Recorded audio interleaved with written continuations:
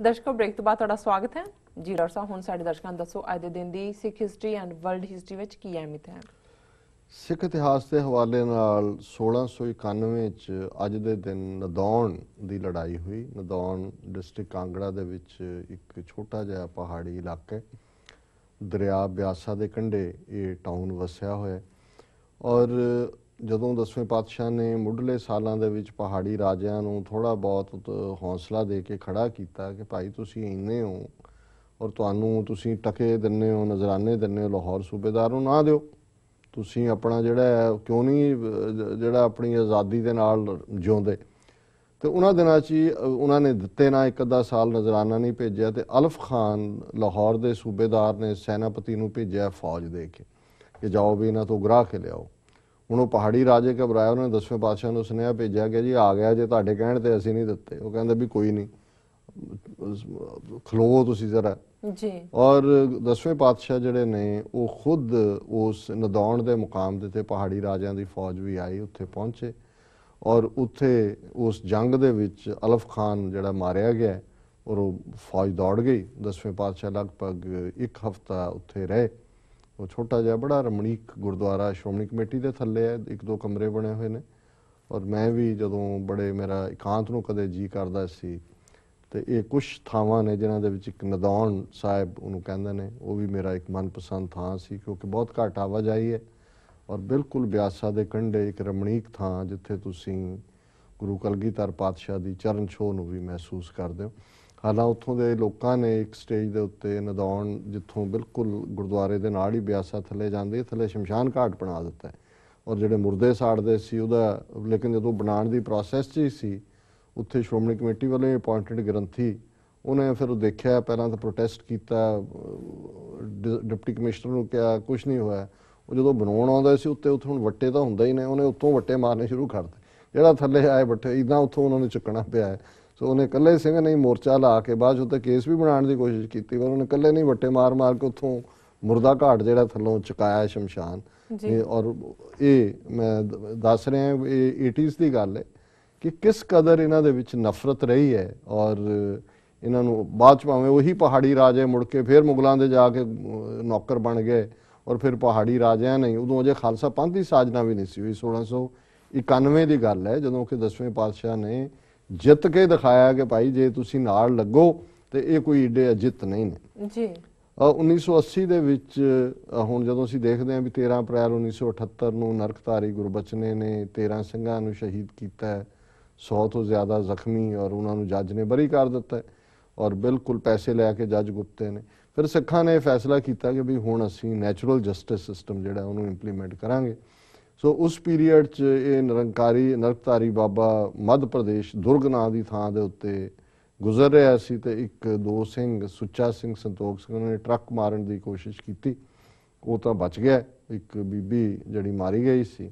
ਸੋ ਬਾਅਦ 'ਚ ਇਹਨਾਂ ਨੂੰ ਥੋੜ੍ਹੀ ਦੇਰ ਸਜ਼ਾ ਹੋਈ ਪਰ ਬਾਹਰ ਆ ਗਏ। ਸੋ ਇਹ ਜਿਹੜਾ ਪਹਿਲਾ ਬਾਅਦ 'ਚ ਮਾਰਿਆ ਗਿਆ ਗੁਰਬਚਨਾ, ਪਰ ਇਹ ਇੱਕ ਦੁਰਗ ਦੇ ਵਿੱਚ ਮੱਧ ਪ੍ਰਦੇਸ਼ ਦੇ ਵਿੱਚ ਇੱਕ ਯਤਨ ਸੀ। 1981 ਦੇ ਵਿੱਚ ਦਲ ਖਾਲਸਾ ਵੱਲੋਂ ਹੋਲੇ ਮਹੱਲੇ ਦੇ ਮੌਕੇ 'ਤੇ ਮਸ਼ਾਲਾਂ ਲੈ ਕੇ ਖਾਲਿਸਤਾਨ ਦਾ ਮਾਰਚ ਕੱਢਿਆ ਗਿਆ। 1984 ਦੇ ਵਿੱਚ ਅੱਜ ਦੇ ਦਿਨ ਆਲ ਇੰਡੀਆ ਸਿੱਖ ਸਟੂਡੈਂਟ ਫੈਡਰੇਸ਼ਨ ਦੇ ਉੱਤੇ ਪਾਬੰਦੀ ਲਾ ਦਿੱਤੀ, ਉਹਨੂੰ ਜਥੇਬੰਦੀ ਨੂੰ ਗੈਰ ਕਾਨੂੰਨੀ ਡਿਕਲੇਅਰ ਕਰ ਦਿੱਤਾ।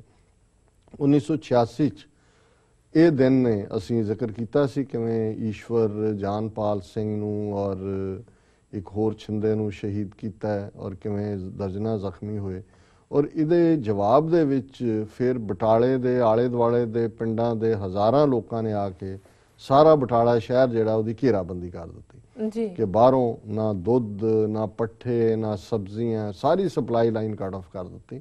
ਔਰ ਉਹ ਇੱਕ ਇਸ ਕਿਸਮ ਦਾ ਐਕਸ਼ਨ ਸੀ ਜਿਹਨੇ ਇੰਡੀਅਨ ਗਵਰਨਮੈਂਟ ਨੂੰ ਬਹੁਤ ਘਬਰਾ ਦਿੱਤਾ। ਔਰ ਉਸ ਵੇਲੇ ਦੇ ਜੇ BBC ਦੇ ਫੀਚਰ ਦੇਖੋ ਕਿ ਹਰ ਅੱਧੇ ਘੰਟੇ ਬਾਅਦ ਉਹਨਾਂ ਦੀ ਬਰੀਫਿੰਗ ਹੁੰਦੀ ਸੀ ਕਿ ਬਟਾਲਾ ਜਿਹੜਾ 19 ਮੀਲ ਹੈ ਸਰਹੱਦ ਤੋਂ, ਇਸ ਵੇਲੇ ਸਾਰੀ ਰੈਸਟ ਆਫ ਵਰਲਡ ਨਾਲੋਂ ਕੱਟਿਆ ਹੋਇਆ ਔਰ ਬਟਾਲੇ ਦੇ ਬਾਰ-ਬਾਰ ਜਿਹੜਾ 4 ਚੁਫੇਰੇ ਉਹਦੀ ਘੇਰਾਬੰਦੀ ਕੀਤੀ ਹੋਈ ਔਰ ਕਈ ਦਿਨ ਉਹ ਘੇਰਾ ਬੜੀ ਸਫਲਤਾ ਦੇ ਨਾਲ ਜਾਰੀ ਰਿਹਾ। ਔਰ ਜਿਹੜੇ ਬਟਾਲੇ ਦੇ ਦੂਸਰੇ ਲੋਕ ਜਿਨ੍ਹਾਂ ਨੇ ਸਿੱਖਾਂ 'ਤੇ ਜ਼ੁਲਮ ਕੀਤੇ, ਕੋਈ ਚੱਕਰੀ ਬਾਜ਼ਾਰ 'ਚ, ਕੋਈ ਇੱਧਰ ਉੱਧਰ, ਜਿੰਨੇ ਕਿਉਂਕਿ ਹਿੰਦੂ ਮੈਜੋਰਟੀ ਟਾਊਨ ਸੀ, ਉਹਨਾਂ ਦੇ ਨਿਆਣੇ ਕੋਈ ਦੁੱਧ ਖੋਣੋਂ ਬੈਠੇ ਆ, ਘਰਾਂ 'ਚ ਰੋਟੀ ਨਹੀਂ ਪੱਕ ਰਹੀ, ਕੋਈ ਪੱਠੇ ਨਹੀਂ ਆ। ਤੁਸੀਂ ਅਲਟੀਮੇਟਲੀ ਇਹ ਕਦੇ ਸ਼ਹਿਰਾਂ ਵਾਲਿਆਂ ਨੇ ਰਿਅਲਾਈਜ਼ ਨਹੀਂ ਕੀਤਾ ਜੀ ਉੱਥੇ ਆਪਣੀ ਮੈਜੋਰਿਟੀ ਦੀ ਧੌਂਸ ਜਮਾਉਂਦੇ ਨੇ, ਪਰ ਜੇ ਬਾਹਰੋਂ ਹੀ ਨਾ ਆਏ ਔਰ ਬਲੌਕ ਹੋ ਜਾਏ ਤਾਂ ਕੀ ਹੋਏਗਾ। ਪਰ ਅਲਟੀਮੇਟਲੀ ਉਹਨਾਂ ਨੇ ਜਿਹੜਾ ਸੈਂਟਰ ਗਵਰਨਮੈਂਟ ਨੇ ਫੋਰਸ ਕਰਕੇ ਬਰਨਾਲੇ ਨੂੰ ਔਰ ਉੱਥੇ ਕੁਝ ਹਿੰਸਕ ਕਾਰਵਾਈਆਂ ਦਾ ਸਹਾਰਾ ਲੈ ਕੇ ਫਿਰ ਜਿਹੜਾ ਉਸ ਘੇਰੇ ਨੂੰ ਤੋੜਿਆ। ਪਰ ਉਹ ਇੱਕ ਜਿਹੜਾ ਇਹ ਸਾਰੀ ਮੂਵਮੈਂਟ ਦੇ ਵਿੱਚ ਜਿਹੜੇ ਬਹੁਤ ਸਫਲ ਐਕਸ਼ਨ ਸੀ ਔਰ ਜਿਨ੍ਹਾਂ ਨੇ ਦੱਸਿਆ ਕਿ ਵੀ ਜੇ ਉਹ ਪੀਸਫੁਲ ਰਹਿੰਦਾ ਤੇ ਸ਼ਾਇਦ ਕਹਾਣੀ ਡਿਫਰੈਂਟ ਹੁੰਦੀ। ਔਰ ਇਹਨਾਂ ਨੂੰ ਜਿਹੜੇ ਸ਼ਹਿਰੀ ਹਿੰਦੀ ਨੂੰ ਆਪਣੀ ਮਾਂ ਬੋਲੀ ਦੱਸਣ ਵਾਲੇ ਔਰ ਪੰਜਾਬ ਨਾਲ ਘੋਰ ਜਿਹੜਾ ਹੈ ਉਹ ਉਸ ਤੋਂ ਆਪਣੇ ਆਪ ਨੂੰ ਡਿਸਟੈਂਸ ਕਰਨ ਵਾਲੇ, ਘੋਰ ਪਾਪ ਕਮਾਉਣ ਵਾਲੇ ਰਾਦਰ, ਇਹਨਾਂ ਨੂੰ ਜ਼ਰੂਰ ਸਬਕ ਹੁੰਦਾ। ਸੋ ਬਟਾਲਾ ਇਸ ਲਿਹਾਜ਼ ਨਾਲ ਵੀ ਅੱਜ ਦੇ ਦਿਨ ਤੋਂ ਇਹ ਜਿਹੜਾ ਲਗਾਤਾਰ ਘੇਰਾਬੰਦੀ ਹੈ ਇੱਕ ਹਿਸਟਰੀ ਕ੍ਰੀਏਟ ਹੋਈ। ਵਰਲਡ ਹਿਸਟਰੀ ਦੇ ਹਵਾਲੇ ਨਾਲ 1571 ਸਪੈਨਿਸ਼ ਟਰੂਪਸ ਨੇ ਮਨੀਲਾ ਦੇ ਉੱਤੇ ਕਬਜ਼ਾ ਕੀਤਾ। 1628 ਚ ਮੈਸਾਚੂਸਟਸ ਕਾਲੋਨੀ ਜਿਹੜੀ ਹੈ ਉਹ ਅੰਗਰੇਜ਼ਾਂ ਨੇ ਫਾਊਂਡ ਕੀਤੀ। 1644 ਚ ਪੀਕਿੰਗ ਚੀਨ ਦੇ ਰਾਇਲ ਫੈਮਿਲੀ ਦੇ 200 ਮੈਂਬਰਾਂ ਨੇ ਜਿਹੜਾ ਉਹ ਆਤਮਘਾਤ ਕੀਤਾ ਇਕੱਠੇ ਹੋ ਕੇ। ਜੈਨ ਮੈਟਜ਼ਾਇਰ ਨੇ ਜਿਹੜਾ ਉਹ ਪਹਿਲਾ ਮੈਨੂਫੈਕਚਰ ਐਂਟਾਇਰ ਸ਼ੂ ਬੂਟ ਪੂਰੇ ਦਾ ਪੂਰਾ ਜਿਹੜਾ ਮੈਨੂਫੈਕਚਰ ਕਰਨ ਦਾ ਪੇਟੈਂਟ ਲਿਆ। ਪਲੂਟੋ ਜਿਹੜਾ ਗ੍ਰਹਿ ਉਹ ਫੋਟੋਗ੍ਰਾਫ ਪਹਿਲੀ ਵਾਰੀ ਹੋਇਆ ਜੀ। ਔਰ ਕਾਂਗਰਸ ਨੇ ਪਹਿਲੀ ਵਾਰ ਟਾਈਮ ਜ਼ੋਨ ਡਿਕਲੇਅਰ ਕੀਤੇ ਔਰ ਅੱਗਾ ਪਿੱਛਾ ਜਿਹੜਾ ਟਾਈਮ ਦਾ ਹੁੰਦਾ 1918 ਚ ਕਾਂਗਰਸ ਨੇ ਅਪਰੂਵ ਕੀਤਾ। 1927 ਦੇ ਵਿੱਚ ਬਲੱਡੀ ਬੈਟਲਸ ਜਿਹੜੀਆਂ ਨੇ ਕਮਿਊਨਿਸਟਾਂ ਔਰ ਨਾਜ਼ੀਆਂ ਦੇ ਵਿਚਕਾਰ ਹੋਈ ਔਰ 1965 ਚ ਅੱਜ ਦੇ ਦਿਨ ਇੰਡੋਨੇਸ਼ੀਆ ਨੇ ਸਾਰੀਆਂ ਫੋਰਨ ਆਇਲ ਕੰਪਨੀਆਂ ਜਿਹੜੀਆਂ ਸੀ ਉਹ ਨੈਸ਼ਨਲਾਈਜ਼ ਕੀਤੀਆਂ। ਜੀ ਡਾਕਟਰ ਸਾਹਿਬ ਤੁਹਾਡਾ ਬਹੁਤ ਬਹੁਤ ਧੰਨਵਾਦ। ਹੁਣ ਸਾਡੇ ਦਰਸ਼ਕਾਂ ਨੂੰ ਦੱਸੋ ਅੱਜ ਦਾ ਵਿਚਾਰ। ਅੱਜ ਦੇ ਵਿਚਾਰ ਲਈ ਅਸੀਂ ਹੁਣ ਗੌੜੀ ਰਾਗ ਦੇ ਵਿੱਚ ਜਿਹੜੀ ਭਗਤ ਬਾਣੀ ਭਗਤਾਂ ਦੇ ਰਚਨਾਵਾਂ ਨੇ ਉਹਨਾਂ ਦੀ ਸ਼ੁਰੂਆਤ ਕਰ ਰਹੇ। ਸੋ ਪਹਿਲਾ ਸ਼ਬਦ ਗੌੜੀ ਕਬੀਰ ਜੀ, ਰਾਗ ਗੌੜੀ ਭਗਤਾਂ ਕੀ ਬਾਣੀ।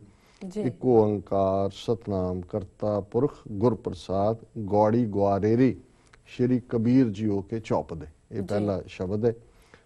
ਅਬ ਮੋਹੇ ਜਲਤ ਰਾਮ ਜਲ ਪਾਇਆ, ਰਾਮ ਉਦਕ ਤਨ ਜਲਤ ਬੁਝਾਇਆ। ਮਨ ਮਾਰਨ ਕਾਰਨ ਬਨ ਜਾਈਏ, ਸੋ ਜਲ ਬਿਨ ਭਗਵੰਤ ਨ ਪਾਈਏ। ਜੈ ਪਾਵਕ ਸੁਰ ਨਰ ਹੈ ਜਾਰੇ, ਰਾਮ ਉਦਕ ਜਨ ਜਲਤ ਉਬਾਰੇ। ਭਵ ਸਾਗਰ ਸੁਖ ਸਾਗਰ ਮਾਹੀ, ਪੀਵ ਰਹੇ ਜਲ ਨਿਖੁੱਟਤ ਨਾਹੀ। ਕਹਿ ਕਬੀਰ ਭਜ ਸਾਰੰਗ ਪਾਣੀ, ਰਾਮ ਉਦਕ ਮੇਰੀ ਤਿਖਾ ਬੁਝਾਨੀ। ਜੀ ਹੁਣ ਇਹਦੇ ਚ ਉਦਕ ਪਾਣੀ ਨੂੰ ਕਹਿੰਦੇ ਨੇ। ਜਲਨ ਅੰਦਰ ਦੀ ਪੀੜ ਹੈ, ਅੰਦਰ ਦਾ ਵੈਰਾਗ ਹੈ, ਅੰਦਰ ਦੀ ਤੜਪ ਹੈ ਨਿਰੰਕਾਰ ਦੇ ਨਾਲ ਮਿਲਣ ਦੇ ਲਈ। ਵੈਦ ਬੁਲਾਇਆ ਵੈਦਗੀ, ਪਕੜ ਟੰਡੋਲੇ ਬਾਂਹ, ਭੋਲਾ ਵੈਦ ਨਾ ਜਾਣਹੀ ਕਰਖ ਕਲੇਜੇ ਮਾਂ। ਗੁਰੂ ਨਾਨਕ ਸਾਹਿਬ ਕਿ ਮਾਂ ਪਿਓ ਸਮਝਦੇ ਨੇ ਵੀ ਪੁੱਤ ਖਾਂਦਾ ਨਹੀਂ ਕੁਛ, ਪਤਾ ਨਹੀਂ ਬਿਮਾਰ ਹੈ, ਵੈਦ ਆ ਕੇ ਨਬਜ਼ ਫੜਦਾ ਹੈ। ਕਹਿੰਦੇ ਭੋਲਾ ਵੈਦ ਤਾਂ ਜਾਣਦਾ ਨਹੀਂ ਕਿ ਅੰਦਰ ਕਲੇਜੇ ਦੇ ਪੀੜ ਹੈ, ਕਰਖ ਕਲੇਜੇ ਮਾਂ ਹੈ ਉਸ ਨਿਰੰਕਾਰ ਦੀ ਯਾਦ ਦੀ ਪਿਆਰ ਦੀ। ਸੋ ਇਸ ਨੂੰ ਕਬੀਰ ਸਾਹਿਬ ਬਿਆਨ ਕਰਦੇ ਨੇ ਕਿ ਮੈਂ ਮੇਰੇ ਅੰਦਰ ਜਿਹੜੀ ਜਲਨ ਸੀ, ਅੱਗ ਸੀ, ਰਾਮ ਜਲ ਪਾਇਆ। ਅਬ ਮੋਹੇ ਜਲਤ ਮੈਂ ਜਲ ਰਿਹਾ ਸੀ, ਰਾਮ ਜਲ ਪਾਇਆ। ਰਾਮ ਉਦਕ ਤਨ ਜਲਤ, ਰਾਮ ਦੇ ਪਾਣੀ ਨੇ ਉਸ ਅੱਗ ਨੂੰ ਜਿਹੜਾ ਬੁਝਾ ਦਿੱਤਾ। ਇਹ ਕਿਉਂ ਜਿਹੇ ਲੋਕ ਨੇ ਮਨ ਮਾਰਨ ਕਾਰਨ ਬਨ ਜਾਈਏ ਕਿ ਜਿਹੜੇ ਮਨ ਨੂੰ ਮਾਰਨ ਦੇ ਲਈ ਜੰਗਲਾਂ ਦੇ ਵਿੱਚ ਦੌੜ ਜਾਂਦੇ ਨੇ। ਸੋ ਜਲ ਬਿਨ ਭਗਵੰਤ ਨਾ ਪਾਈ, ਜਿਹੜੀ ਤ੍ਰਿਸ਼ਨਾ ਹੈ, ਜਿਹੜੀ ਅੱਗ ਹੈ ਉਹ ਉੱਥੇ ਤਾਂ ਨਹੀਂ ਬੁਝਣੀ ਹੈ, ਉਹ ਤਾਂ ਭਗਵੰਤ ਨੇ ਰੱਬ ਦੇ ਨਾਂ ਨੇ ਬੁਝਾਣੀ ਹੈ। ਔਰ ਫਿਰ ਇਹ ਯਾਦ ਕਰਵਾਇਆ ਜਹ ਪਾਵਕ ਸੁਰ ਨਰ ਹੈ ਜਾਰੇ ਕਿ ਇਹ ਜਿਹੜੀ ਅੱਗ ਹੈ ਡਿਜ਼ਾਇਰਸ ਦੀ, ਤ੍ਰਿਸ਼ਨਾ ਦੀ, ਇਸ ਨੇ ਐਂਜਲਸ ਔਰ ਇਨਸਾਨ ਸੁਰ ਔਰ ਨਰ ਇਹਨਾਂ ਨੂੰ ਸਾੜਿਆ ਹੋਇਆ ਹੈ। ਰਾਮ ਉਦਕ ਜਲ ਜਲਤ ਉਬਾਰੇ। ਪਰ ਜਦੋਂ ਵਾਹਿਗੁਰੂ ਦੇ ਨਾਂ ਦਾ ਜਲ ਪੈਂਦਾ ਤੇ ਫਿਰ ਉਹਨਾਂ ਸਾਰਿਆਂ ਨੂੰ ਹੀ ਉਸ ਅੱਗ ਚੋਂ ਨਿਰੰਕਾਰ ਕੱਢ ਲੈਂਦੇ ਨੇ। ਭਵ ਸਾਗਰ ਸੁਖ ਸਾਗਰ ਮਾਹੀ ਕਿ ਇਸ ਸਾਰੇ ਟੈਰੀਫਾਈਂਗ ਵਰਲਡ ਦੇ ਵਿੱਚ ਜੇ ਕੋਈ ਸੁੱਖ ਹੈ ਤੇ ਉਹ ਨਿਰੰਕਾਰ ਦੇ ਨਾਂ ਨਾਲ ਹੈ। ਪੀਵ ਰਹੇ ਜਲ ਨਿਖੁੱਟਤ ਨਾਹੀ, ਇਹੋ ਜਿਹਾ ਜਲ ਹੈ ਨਿਰੰਕਾਰ ਦੇ ਨਾਂ ਦਾ, ਜਿੰਨਾ ਵੀ ਪੀਓ ਇਹ ਕਦੇ ਮੁੱਕਦਾ ਨਹੀਂ ਹੈ। ਕਹਿ ਕਬੀਰ ਭਜ ਸਾਰੰਗ ਪਾਣੀ। ਹੁਣ ਸਾਰੰਗ ਪਾਣੀ ਪਪੀਹਾ ਬਾਬੀਹਾ ਉਹਨਾਂ ਨਾਲ ਜੁੜਿਆ ਅਲੰਕਾਰ ਹੈ ਜਿਹੜਾ ਕਿ ਡਾਇਰੈਕਟ ਪਾਣੀ ਫਰੋਮ ਦਾ ਸੋਰਸ ਪੀਂਦਾ ਹੈ।